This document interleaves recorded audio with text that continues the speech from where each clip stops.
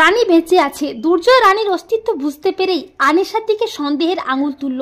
হ্যাঁ বন্ধুরা, আমরা এমনটাই দেখতে পাবো তোমাদের রানী ধারাবাহিকের আগামী পর্বগুলোতে। রিতম ও মেজদা মিলে দুর্জয়কে নার্সিংহোমে নিয়ে যায়, আর দুর্জয় একেবারে ভেঙে পড়ে। দুর্জয়ের বারবার মনে হতে থাকে রানীর সাথে কাটানো সুন্দর মুহূর্তগুলো, এমনকি সে কিভাবে রানীকে আঘাত করেছিল, রানীকে কষ্ট দিয়েছিল। দুর্জয়ের খুব কষ্ট হয়। এরপর পুলিশ দুর্জয়কে জানিয়ে দেয় যে আপনার স্ত্রীর বডি কোথাও খুঁজে পাওয়া যায়নি, পাওয়া গেলে আইডেন্টিফাই করার জন্য আপনাকে ডাকবো। অপরদিকে আনিশা গোপনে অলোক সেনকে ফোন করে বলে যে পিকলু কোথায় আছে খুঁজে বের করতেই হবে। আর আনিশা মনে মনে ভাবে, রানী তোমাকে আমি পৃথিবী থেকে সরিয়েছি, আমার এতদিনের আশা পূরণ হলো। আনিশা মনে মনে ভাবতে থাকে যে কিভাবে সে পিকলুকে টাকা দিয়ে ষড়যন্ত্র করে রানী ও দুর্জয়ের সম্পর্কটা শেষ করেছিল।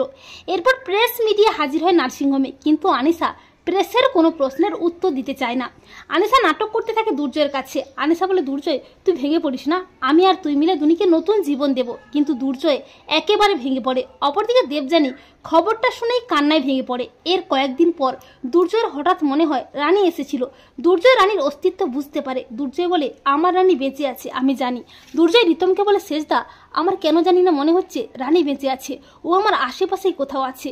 আমি আমার রানীর শ্বাস প্রশ্বাস চলাফেরা সব চিনি, তাছাড়া পুলিশ তোর বডি খুঁজে পায়নি, আর পিকলুও নেই। আর রানী বলেছিল ও পিকলুর গায়ে একটা আঁচড়ও লাগতে দেবে না। তবে কি রানী পিকলুকে নিয়ে গেছে? আমাদেরকে যেভাবেই হোক রানীকে খুঁজে বের করতেই হবে।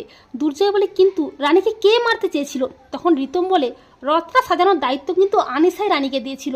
তবে কি রানীকে মেরে ফেলার পেছনে আনিশাই আছে? তখন দুর্জয় বলে, হ্যাঁ শেষদা তুই একেবারে ঠিক বলেছিস। এই বলে দুর্জয় আনিশার মুখোমুখি হয়ে আনিশাকে চেপে ধরে।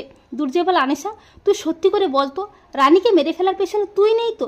তুই হয়তো ইচ্ছাকৃতভাবে এই ব্লাস্টটা করিয়েছিলি। দুর্জয়ের কথা শুনে চমকে যায় আনিশা।